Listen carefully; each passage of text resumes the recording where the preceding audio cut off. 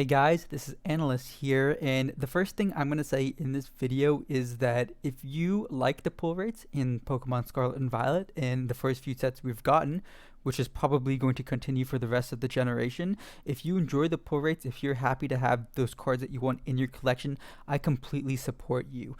This video is just going to be directed towards some of the thoughts I am having, and I think I did a pretty good job, and am going to do a pretty good job, explaining why I think having really good pull rates in a collectible hobby, or having stuff that is readily accessible for absolutely everyone to have, why all of that is actually pretty bad in my opinion for what hobbies should be about. So I feel like I have to start this by saying that I do not care about the value of trading cards and collectible guys. These can be two completely mutually exclusive things. You can have stuff in your collection that is absolutely not worth a lot of money, but it's kind of hard to get, and not everyone else has it, which is why it makes you feel good to have in your collection. The couple of points that I'm going to show in this video aren't exactly related to Pokemon cards, but surround a central theme, which I'm going to drive home in the last minute of the video. If you are just here for that, and just here to see what my rationale is, I will have that timestamp towards the end of the video, and you can go ahead and check that out. But if you're looking at the screen right now, you will notice someone who is cosplaying as a security guard from a game called SCP. All that stands for is Secure, Contain, Protect. It's a giant community revolving around a foundation which houses certain anomalies that the staff uses to protect from the rest of humanity, to make sure that they stay safe and to make sure they can contain the anomalies and make sure there's not a mass outbreak across the world. This person dressed up as a security guard at MomoCon, which is a giant anime convention, geek convention. A lot of gaming, a lot of different collectibles and hobbies were here, as well as vendors you can purchase stuff from. But you would notice something very interesting if you went to this convention. Not a lot of people know about SCP, and this was one of the only people who actually dressed up as a security guard from that game.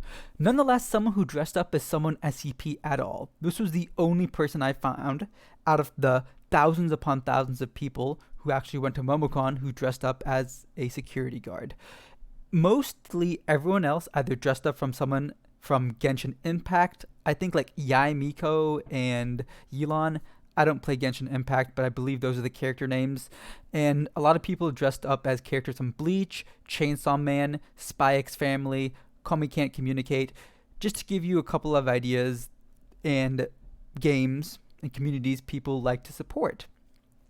But what you noticed that was very interesting is that there was some incredible cosplays for those larger communities, like Chainsaw Man and Spy X Family, but no one was really taking pictures of them. Even like the people who went all out on that stuff, no one was really taking a picture of those.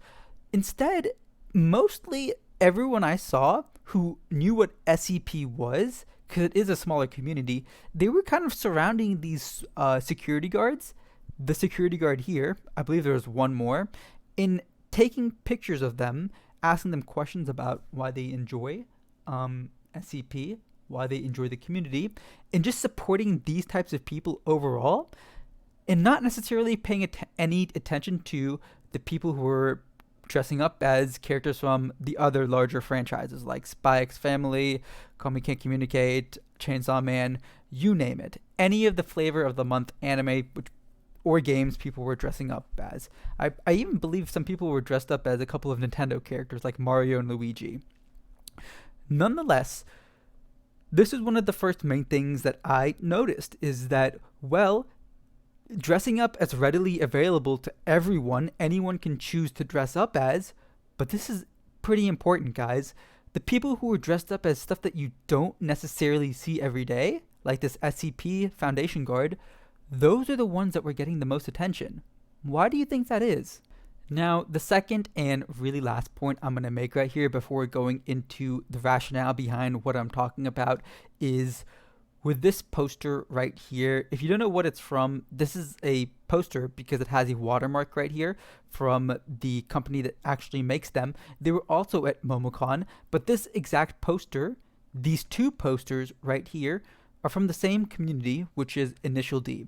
Initial D isn't like the smallest community in the world. It's gained some traction over the years for having some really unique and individual traits tied to it that pretty much no other anime does, such as its soundtrack and how it emphasizes the characters revolving around something and devoting so much time to something as seemingly simple as racing cars in their free time.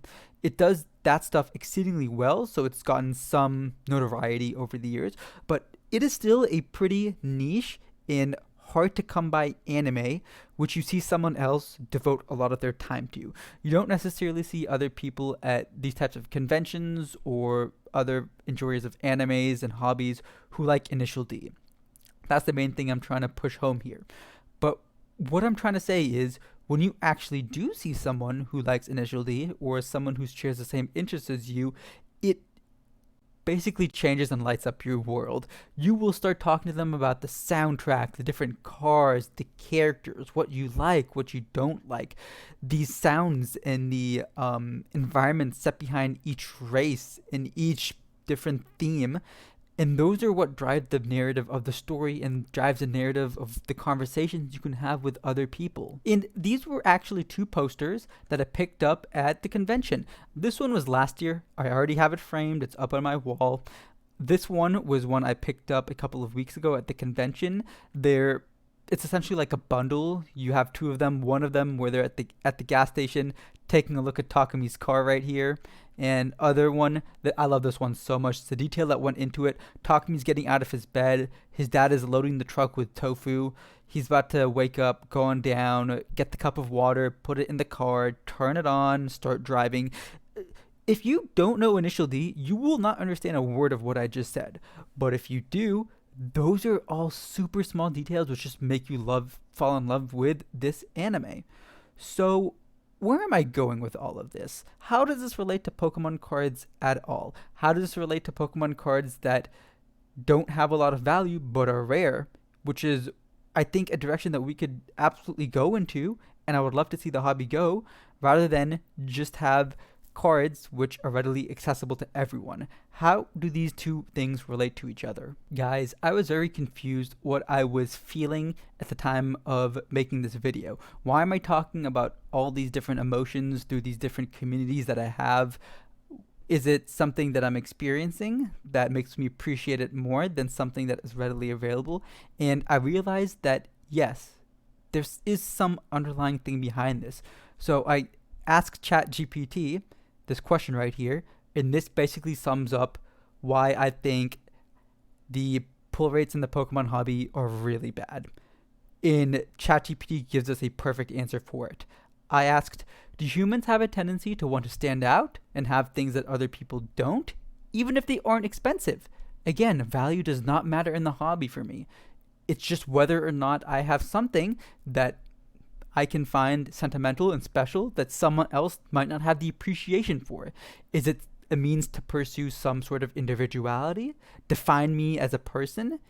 And are the attributes that I can be proud of? Is this what I'm experiencing? And ChatGPT completely agrees. Yes, humans have a tendency to want to stand out and have things to set them apart from others. This is nothing but a desire to be individual and have uniqueness, which is rooted to us as human beings, guys. That is what this is. This literally cannot be disputed. As human beings, we like to have stuff in our lives that we appreciate that other people will not necessarily have an appreciation for. It's a way of expressing ourselves as individuals and forming an identity that is different from anyone else in the world. There's many different factors that play a role in this, but as you can see, when people are surrounding the fandoms that you don't necessarily see often to show an appreciation for them, and how you react to other people liking the not so appreciated types of animes and hobbies, that is why I think the pull rates for Scarlet and Violet are actually very bad. I know I'm already going to get someone in the comments saying, well, you don't have an appreciation for this stuff. You were just gatekeeping other people from wanting to enjoy the same things you do, whether or not they necessarily have an appreciation for it. Who are you to say what other people can enjoy with you and what other people can't? And guys, this cannot be any further from the truth. That is a term known as gatekeeping. And the difference between gatekeeping and what I have described is that individuality and personal freedom is a form of expression, and finding that expression with other people who understand the close bonds of the community that you are a part of. Gatekeeping is completely different, guys. Gatekeeping is only concerned with control and expulsion and excluding other people from the hobbies that you're in. And you know what? I don't gatekeep, because if too many people are enjoying the same things I enjoy and I can't express myself as an individual that way, I'll just go find other hobbies and other interests. It's really not a problem with you guys. Maybe it's just a problem with me. And that's why I'm not necessarily collecting a lot of Scarlet and Violet cards. I'm appreciating some of the X and Y cards. Some of the more undervalued pieces in my collection are the full arts from those eras, from Black and White, X and Y. I have some of the trainers, but I mainly have the full art cards of Pokemon like Landorus, Thunderant, Verizon, Cobalion, some of those legendary Pokemon. Because again, if this ever comes down to me just not being able to individually express myself because of this problem, then I can just find another hobby or enjoy some other part of it. Anime is a very big world. We don't all have to gather around the same things that we may or may not enjoy. Same as gaming or any other form of collectible hobbies. They're all able to relate in the same way. And one line that I think just sums this entire video up perfectly is what Syndrome from The Incredibles says during his final monologue with Mr. Incredible, which is he's selling his technology to everyone else in the world to make them all have superpowers. Because if everyone is super, no one will be. I just fail to see the satisfaction and individuality and personality and enjoyment in collecting the exact same stuff that the next person will have because of better pull rates, that the next person will have, that the next person will have. I don't see any enjoyment in pulling out my binder and saying, I have a Nurse Miriam SAR and Iono SAR. Then the next person pulls out their binder and says, oh, I love those characters. I have the same exact 2 cards. Then the next person has the exact same 2 cards, and the next person, and the next person.